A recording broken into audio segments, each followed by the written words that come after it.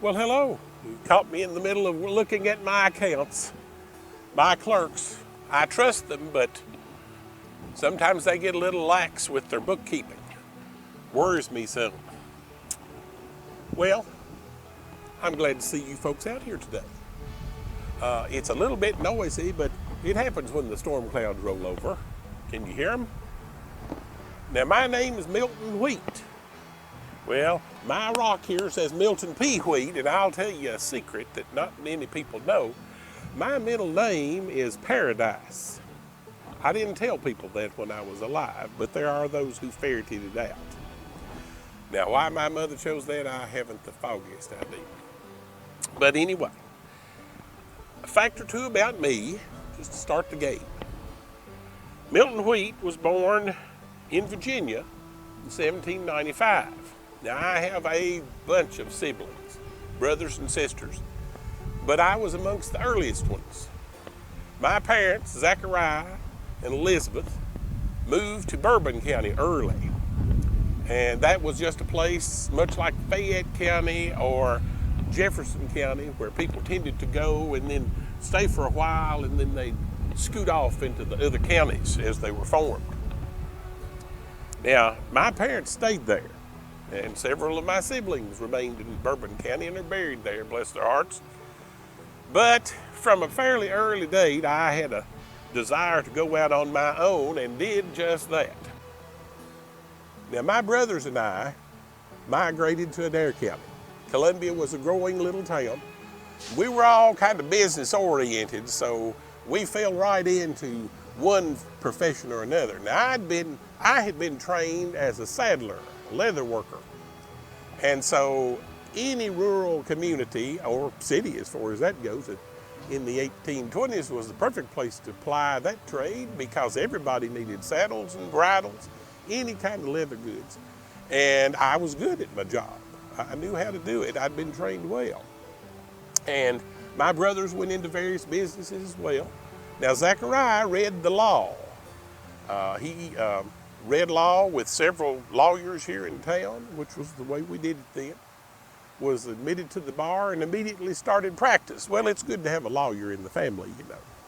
And if you're a businessman, you never know when somebody's going to renege on their debt to you. And so, you know, a letter from a lawyer might just jiggle them into paying their debts. But, so, of course, some of them you have to take to court. That's beside the point. Well, anyway, we all went into business here in one fashion or another. And in 1821, I had met a young lady that really caught my eye. She was from a pretty well-to-do family just outside of town here. Her name was Rebecca Miller. And her father, Joseph Miller, the senior, was a big farmer, dabbled a little in business, was very well known in this county. Well, she is a little younger than me, but as she was approaching 18, we decided it was time enough, so we got hitched. Now, Rebecca's right over here, and I never get too far away because she'll reach out there and grab a hold of me. Well, we settled into this town for a comfortable life and lived the rest of our lives right here. Now, in 1822, I had been just recently appointed a trustee of Columbia. Now, back in those days, you had trustees, like in modern times, you have the city council. And I was appointed to fill a vacancy, but then was elected very soon after. And I served on the Board of Trustees off and on for the next 25 years. It was sometimes an exciting business, sometimes it was kind of just drudgery, you know, you can imagine. We didn't have mayors back then. At every meeting, the members there would appoint for that meeting the president of the trustees. Now, sometimes you might be president for several months in a row for whatever reason, or it may change every meeting. I was president from time to time, even though I was fairly young and new to the business, as there was a lot of turnover with trustees that kind of thing could happen. Now you'd think in Columbia there wouldn't be too much business, and there wasn't compared to these modern times. But even this cemetery here was outside of Columbia then, so that gives you an idea just what size of a town we had. And we had to deal with muddy streets, and people would unload their firewood right out on the street, block traffic. Now, we finally had to pass an ordinance that said you had 30 minutes to get it out of the street, or you'd be fined $1 a day. Well, I'm telling you, wood did not lay in the street very long because $1 a day was big money. So people got on it. And we were always into something. People would go down to the city spring right over the hill toward Jamestown and wash their face and hands in it. Well, other people drank that water every day. So we had to put a stop to that, put a fence around it. There was always trouble with that. Well, but I belabored that point. Now, my business house for much of my years was located on the public square. Now, if you, today people, started to go out Burkesville Street, we didn't call it that back then, see.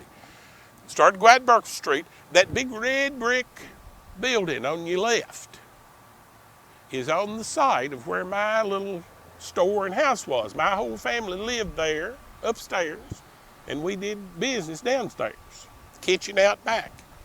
And that's where I did business for many a year. Now, I had other establishments too, but that's the one that stayed in the family right on up till my wife died, which was several years after I came over here to rest.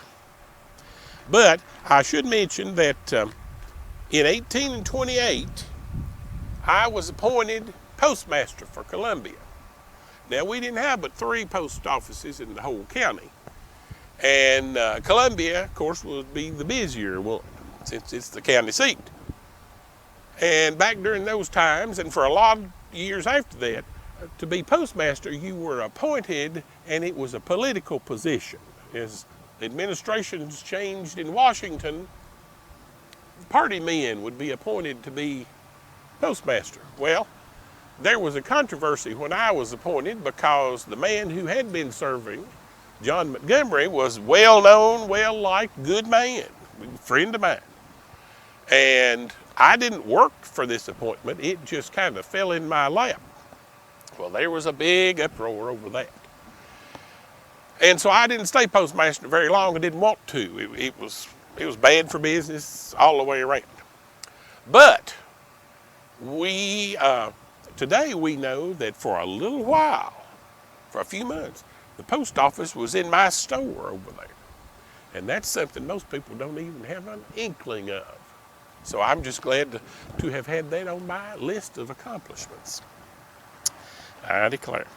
Now, in the same year, 1828, there was a newspaper operating in this town, and that was unusual.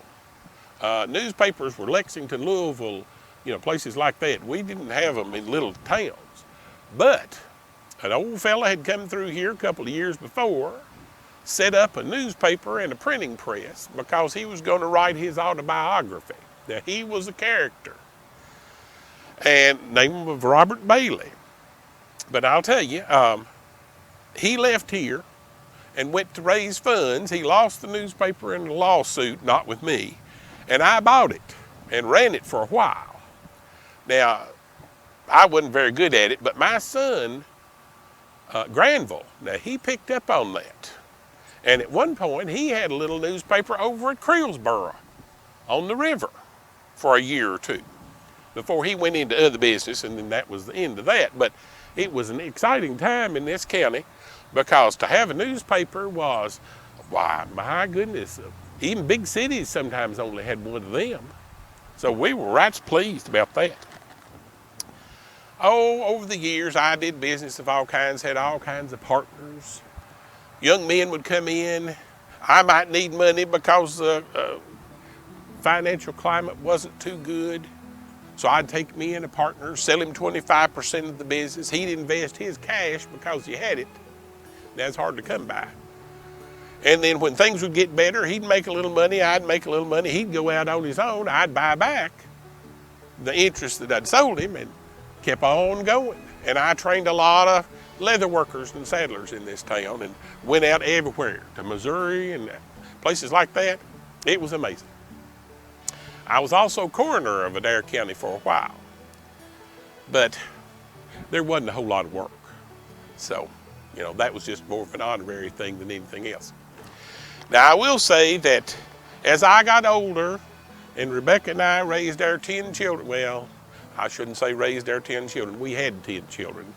5 of them are buried right up here above us. We only had 4 that lived to be grown adults. And one of them is buried here. She died in Chicago in 1903. She was Susan. She was married to Thomas Rhodes Dehoney. He was the first Deputy United States Marshal from these parts, appointed by Abraham Lincoln. But he didn't live too long. He had, we think, TB. And he died, and then she outlived him 40 years. And then we had a son, Clayton Miller, that went to Texas and had a whole house full of children. And he just did great things business-wise and big rancher out there in later years. Now, he was named for his mother's brother, Clayton Miller, who was the financial wizard in this county. Often said to be the richest man up until modern times that lived in this county. But be that as it may, here I lie. Been dead very near 170 years. Died in 1862. Civil War was beginning to rage. And of course there were troops by that time stationed all around Columbia. But what more can I say but thank y'all for coming. Come again anytime. Stomp loud so I can hear you.